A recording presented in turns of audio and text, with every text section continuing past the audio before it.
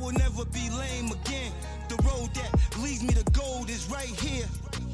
Come walk with me. Always keep at least a half P. Come smoke with me. I feel so blessed. Is this? Depends what you mean. Do you believe racism exists? Depends what you mean. Does racism exist? Depends what you mean. I'm sorry? Depends what you mean. It was just a question. And I'm just stating a qualification for the question. So you believe racism exists or not? It depends. On what? What do you mean by racism? It depends on what? It depends on how you're using the word racism. Well, I'm not. I'm just asking the question. Are you telling me you don't know what you mean when you say the word racism? Right now, it's just a question. And I'm asking you, do you believe that racism exists? Right. It's a question that you're asking. Yeah, does racism exist? And in order to ask the question, you're using words. And those words are an expression of your thoughts. And since I don't know I can't read your mind, I'm asking you to tell me what the words you're choosing to use mean. Are you unwilling to do that or unable to do that? So let me just ask, does racism exist? What do you mean by racism? So let me ask this. Amazing. I want to put you on the hot seat because of time. They give me the time here. I want to put you on the hot seat. I need you to answer these questions as quickly as possible. Okay. Right? Do you want me to give some thoughts about the nature of race in America? Well, it doesn't seem like you know what it is or even what it means. So I know that it's a word that gets used in different ways by different people. If you ask someone on the political right what racism is, you're going to get a totally different answer than if you ask somebody on the left. And I think you at least know that. So, but I'm only asking you, I'm talking to you right now. Yeah. And I'm asking you if you believe that racism exists. Does racism exist? And I'm not sure what's so difficult or controversial about me asking a man what he means by the words that he uses. Are you unwilling to do that? By the attack upon white people in America, they are being blamed for everything, especially white men. And then there's a genocide happening upon white people. They're being robbed, raped, murdered, knocked out in the streets, and businesses being robbed and everything. That. What do you think about the genocide upon whites in America? Genocide? Uh-huh. I'm pretty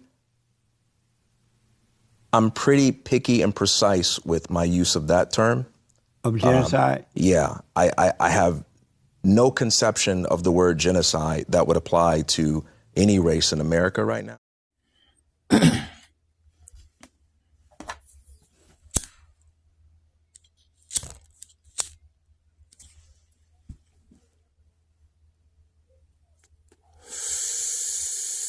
Welcome back to the Truth as I See It podcast.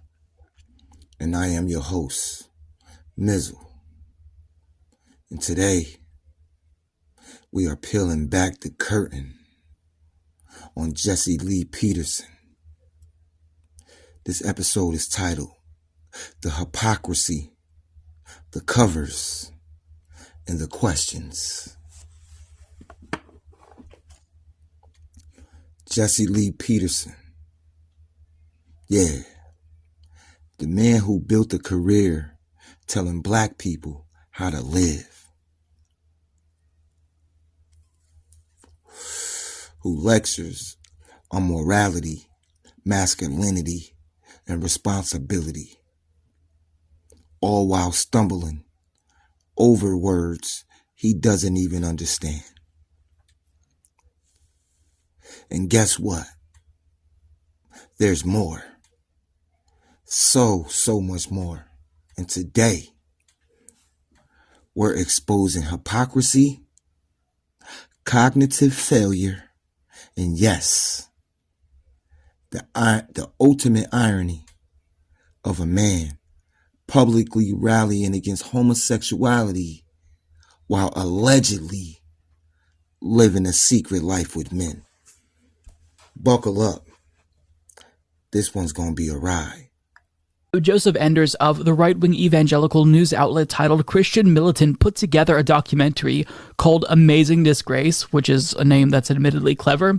And in it, they talk to men who either had relationships with Jesse or claim that he made unwanted sexual advances towards them. Take a look.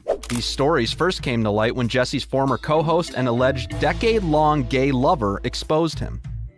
So we were sitting on the bed together, and all of a sudden he turned to me and just looked at me, and he said, "What do you want to do?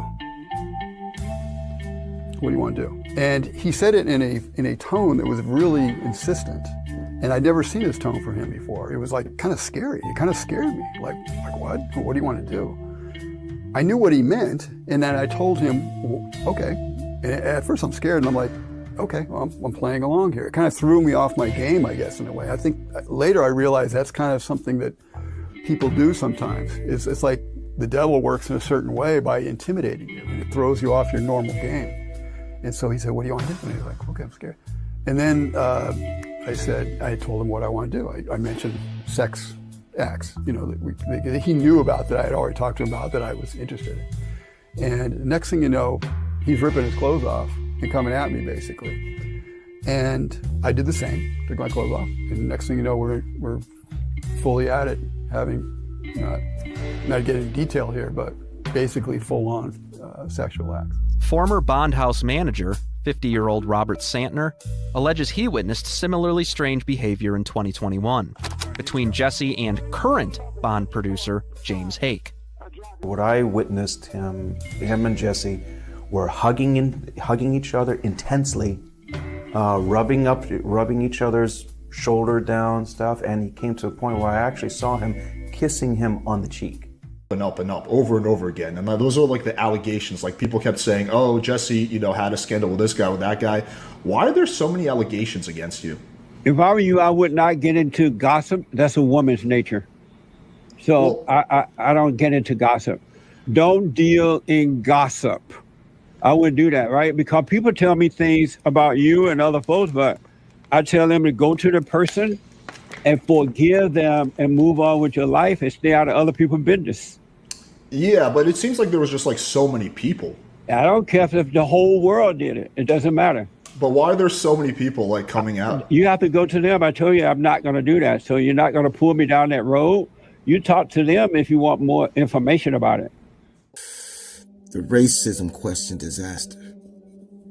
Let's start with the clip you may have seen. Jesse asks his guests, do they believe racism exists? Sound simple, right?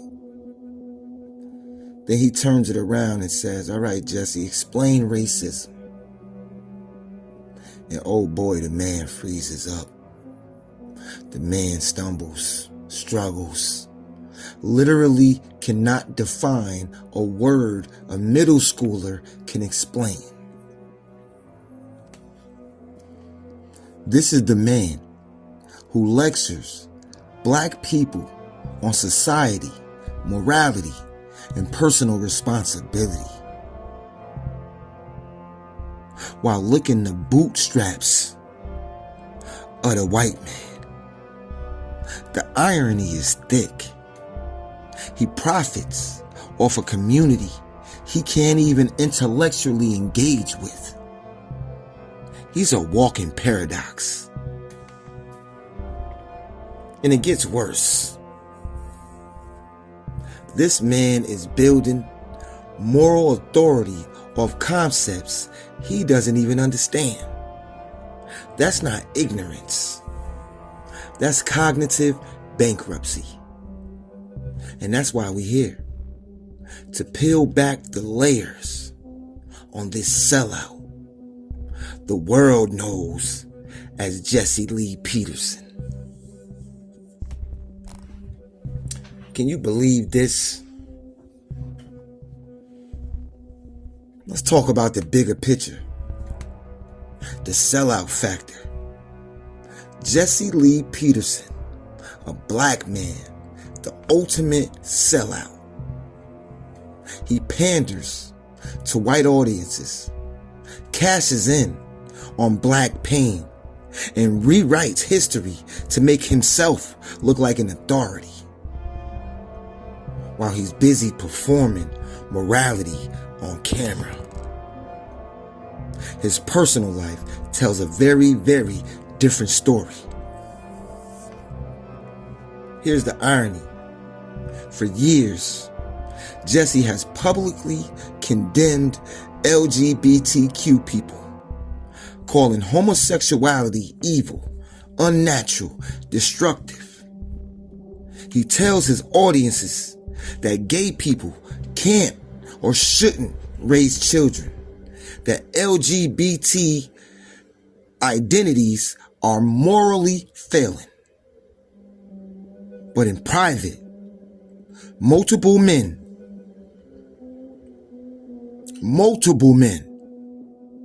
including former associates, have come forward alleging he engaged in sexual relationships with men for years.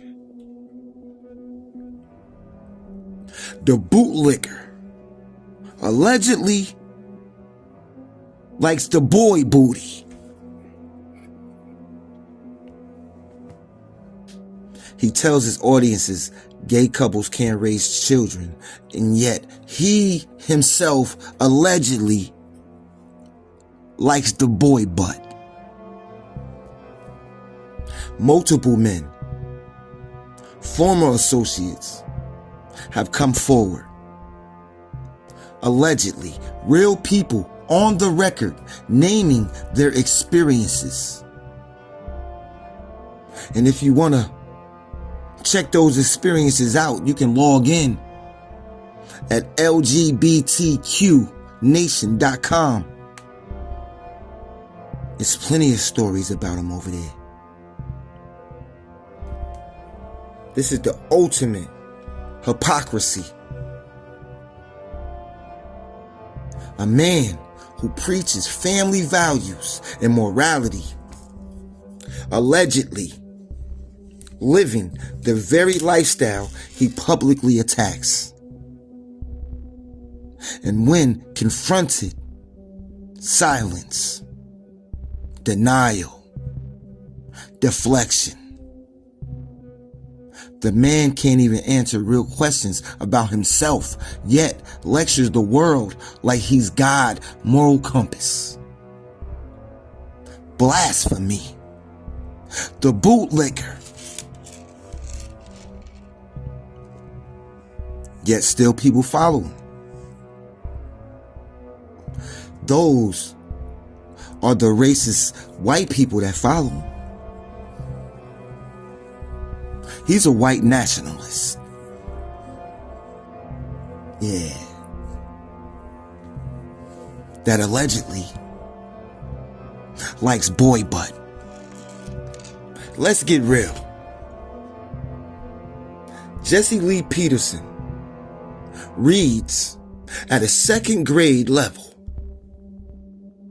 He fumbles through sentences. He mispronounces ideas and stumbles when forced to think critically. He thinks charisma, loud talking, equals intellect, but it doesn't. Now add the hypocrisy into the mix. Here's a man building a public identity on morality, masculinity, and family values, yet he allegedly likes boy butt and engages in exactly what he condemns. That's cognitive dissonance at its finest. A man can't preach courage without hiding from the truth of his own life, and yet here we are. How do you follow a man who can't even follow himself? And here's the icing on the cake.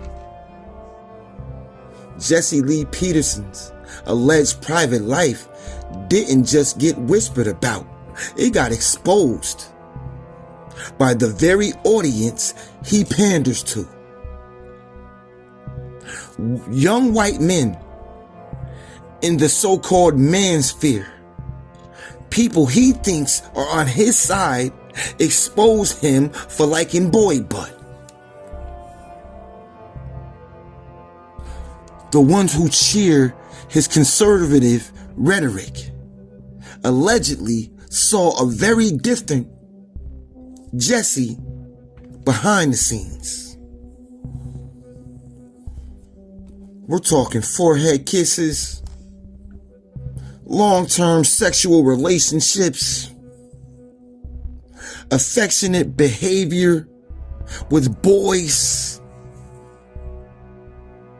Allegedly, but documented through interviews with former associates. The man who shouts about family values, traditional marriage, and the dangers of homosexuality allegedly has secret same-sex marriages for years. And when confronted on his own show, he hung up on those same callers and called them wicked. These are your folks, sir. The same people who've been cheering you on expose you for liking boy butt, and you calling them wicked. Folks, this isn't a rumor. This isn't leftist smear. These are documented accounts with named individuals. This is hypocrisy exposed. The man rails against evil while living the reality he demonizes. That's not just ironic. That's scathing. Jesse Lee Peterson allegedly likes boy butt. Comedy and tragedy rolled into one man. For years, Peterson's public brand was anti-LGBTQ, using language like perverted lifestyle, radical homosexuals taking over, and warnings that gay influence is destroying society. Quoted by people4.org. Then you hear the allegations from men he knows, worked with, even mentored, talking about sexual relationship advances in personal, private, affectionate conduct. Let that sink in. Publicly condemned, private contradiction. This isn't just irony. This is fraudulence.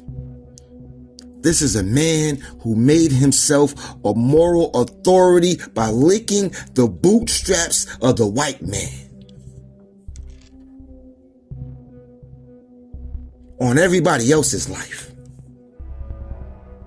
while allegedly living the opposite of what he preaches. His values are all screwed up. And again, not legally proven, but serious on the record allegations from adults.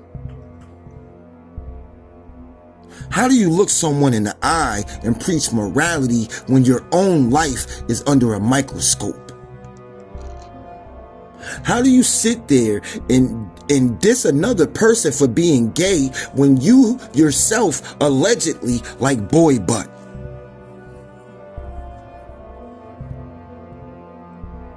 What's even more stunning in his response or lack thereof when asked on his own show about these allegations, he didn't even provide evidence. He didn't even refute them. He hung up on the caller and called her wicked. Avoidance, deflection, silence means guilt. Allegedly. Folks, silence speaks volumes. You can build a platform, you can sell ideology, scream morality, but when reality knocks on the door, you either answer or crack the show. And you let the crack show. Jesse, the cracks are wide open, fam. Allegedly, you like boy butt. But every other word out your mouth is disrespecting a black man. And you do this with a second grade reading level, and you only reading what they put on the paper because you're not smart enough or not cognitive enough to do anything else. You are the puppet and they are the puppet master pulling your strings, Jesse. You are a 70-something-year-old man and this is your legacy? Being a puppet for the white man? Being laughed at the white man, and then turning around and receiving boy butt, allegedly, from the white man?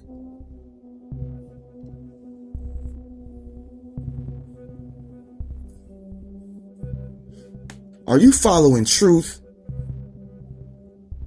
or the performer?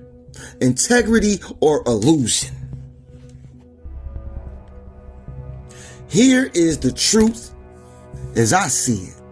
If you build everything on certainty, then credible on the record testimonies challenge that certainty, and you refuse to address it.